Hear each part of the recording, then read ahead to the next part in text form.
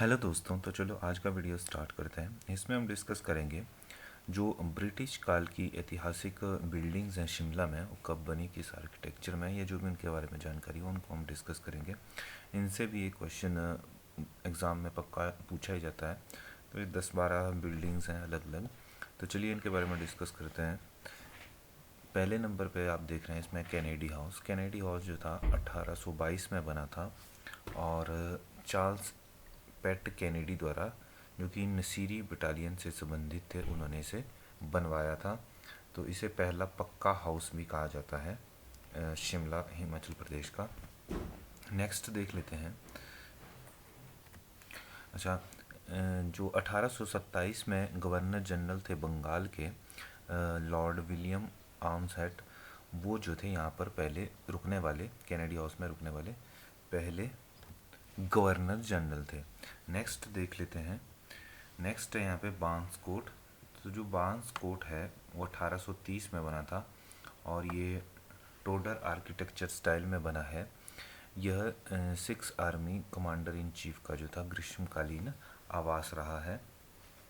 Edward बांस जो थे 1932 में यहाँ रुकने वाले 6 आर्मी कमांडर इन चीफ थे। यह 1966 तक जो था पंजाब का ग्रीष्मकालीन राजभवन भी रहा था।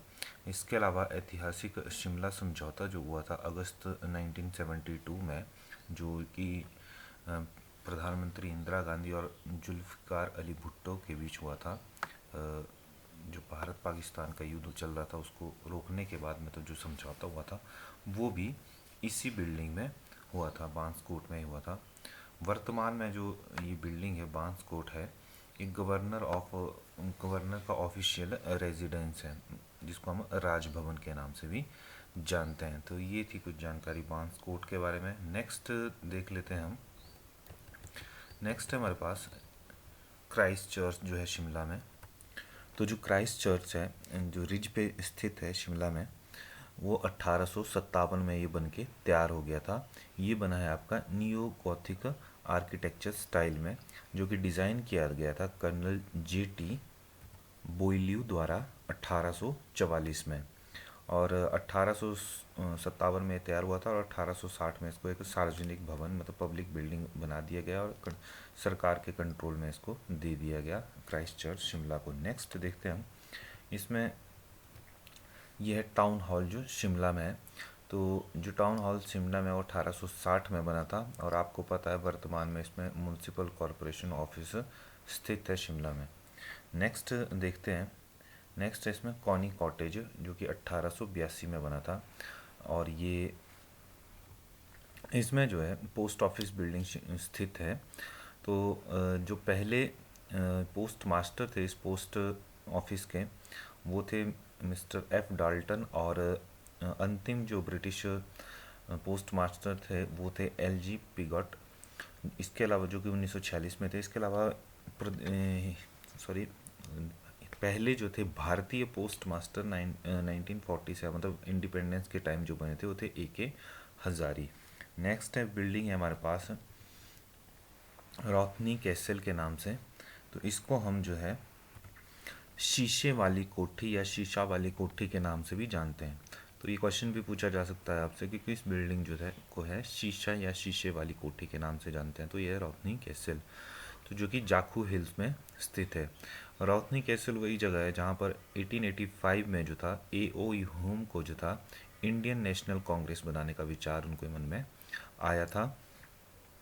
और आपको पता है कि इसके बाद 28 दिसंबर 1885 को जो था इंडियन नेशनल कांग्रेस की स्थापना की गई थी।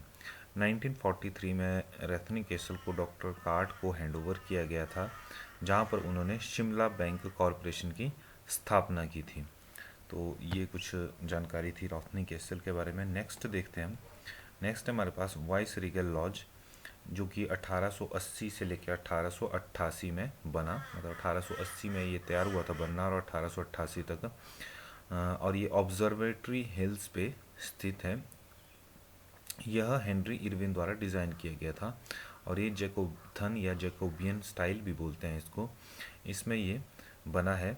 और लॉर्ड डफरिन जो थे, लॉर्ड डफरिन यहाँ रुकने वाले प्रथम जो थे माफ़ कीजिएगा, जो कि लॉर्ड डफरिन थे आपके 1884 से 1888 तक ये गवर्नर जनरल रहे थे। तो लॉर्ड डफरिन यहाँ रुकने वाले पहले गवर्नर जनरल थे। इसका निर्माण जो 1880 में जब स्टार्ट हुआ था, तो ये लॉर्ड रिपन ने इसका ये शुरू करवाया था। इसका निर्माण जो था लॉर्ड रिपन के समय शुरू हुआ था। और 1800 तो जब डॉक्टर राधा कृष्णन जो थे राष्ट्रपति थे, तो इन्होंने क्या किया था, वॉइस रीगल जो लॉज, जिसको हम राष्ट्रपति भवन के नाम से भी जानते थे, वो Indian institute of advance study को इन्होंने हैंड ओवर कर दिया था। और 1965 से जो था Indian institute of advance study ने कार्य करना शुरू कर दिया था। इसके बाद जो था राष्ट्रपति भवन द रिट्रीट में ले जाया गया था। इसके बाद आता है गेटी थिएटर। गेटी थिएटर के बारे में हम पहले भी डिस्कस कर चुके हैं। ये 30 मई 1887 को यहाँ पे तैयार हुआ था और यह नियो गॉथिक आर्किटेक्चर स्टाइल में बना था। और ये मैं पहले भी बता चुका हूँ कि इसमें जो फर्स्ट प्ले था, ये कॉमेडी प्ले था एक, इसका नाम था टाइम विल टेल। नेक्स्ट देखते हैं हम, रिपन जो हॉस्पिटल है, ये भी हेनरी इरविन द्वारा डिज़ाइन किया गया था। और लॉर्ड डफरिन ने जो था इसे 14 मई 1885 को इसे खोल दिया था, मतलब इसकी ओपनिंग की थी रिपन हॉस्पिटल की। नेक्स्ट देखते हैं हम, इसमें है हमारे पास गॉर्टन कैसल। गॉर्टन कैसल जो है 1901 से लेके 1904 के बीच में बना था और ये भी नियो गॉथिक आर्किटेक्चर स्टाइल में बना है। वर्तमान में अकाउंटेंट जनरल ऑफिस जो है शिमला में, वो गॉर्टन कैसल में ही स्थित है। तो आपको पता भी होगा 2014 में जो था गॉर्टन कैसल में आग लग गई थी, लेकिन इसको फिर उसके बाद फिर मेंटेन किया गया और एजी ऑफिस यहीं पे स्थित है। इसके नेक्स्ट जो हम देख रहे हैं वो है बेंटनी कैसल, और ये जो है टोडर आर्किटेक्चर स्टाइल में बना है। ये लगभग 1880 में बना था। ये जो सिरमौर के राजा होते थे, उनकी ये पहले ग्रीष्मकालीन राजधानी जो थी, माफ़ कीजिए, ग्रीष्मकालीन आवास जो था वो यही बेंटनी कैसल था, जो कि टैग कूपर आर्किटेक्चर, माफ़ कीजिए, ये टोडर आर्किटेक्चर स्टाइल में बना था। इसके अलावा नेक्स्ट है हमारे पास एलर्जले हाउस। तो जो एलर्जले हाउस है, ये कर्नल एच.एस. एबॉट द्वारा 1886 में डिज़ाइन किया गया था और वर्ष 1967 में से ये हिमाचल प्रदेश सचिवालय के रूप में इसका अधिग्रहण किया गया। तो हिमाचल प्रदेश सचिवालय जो है फिलहाल एलर्जले हाउस में ही स्थित है। नेक्स्ट है ओक ओवर। ओक ओवर आप जानते हैं जो मुख्यमंत्री आवास है ऑफिशियल, वो ओक ओवर है। इसके अलावा हिप्पा, तो हिप्पा की फुल फॉर्म है Himachal Pradesh institute of public administration. ये ढली में स्थित है और हम इसको जिस बिल्डिंग में स्थित है उसको फेयरलांस बिल्डिंग के नाम से जानते हैं। नेक्स्ट है हमारे पास एचपी हाई कोर्ट बिल्डिंग जो है, उसको हम रेवंसवुड के नाम बिल्डिंग के नाम से जानते हैं।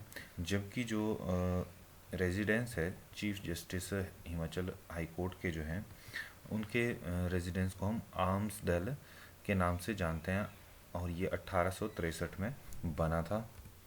नेक्स्ट जो रिट्रीट बिल्डिंग है, ऊपर हमने डिस्कस किया था कि जब वाइस रीगल लॉज को 1962 में हैंड ओवर कर दिया गया Indian institute of advance study को, तो उसके बाद जो था प्रेसिडेंट ऑफिशियल रेजिडेंस जो था शिमला में, वो द रिट्रीट में ले जाया गया। ये आपको पता है रिट्रीट छराबड़ा में स्थित है और ये जो है यहाँ पे राष्ट्रपति जो है, मतलब गर्मियों में अलग कम से कम 2 हफ्ते तक यहीं पे रुकते हैं, इसी भवन में रुकते हैं।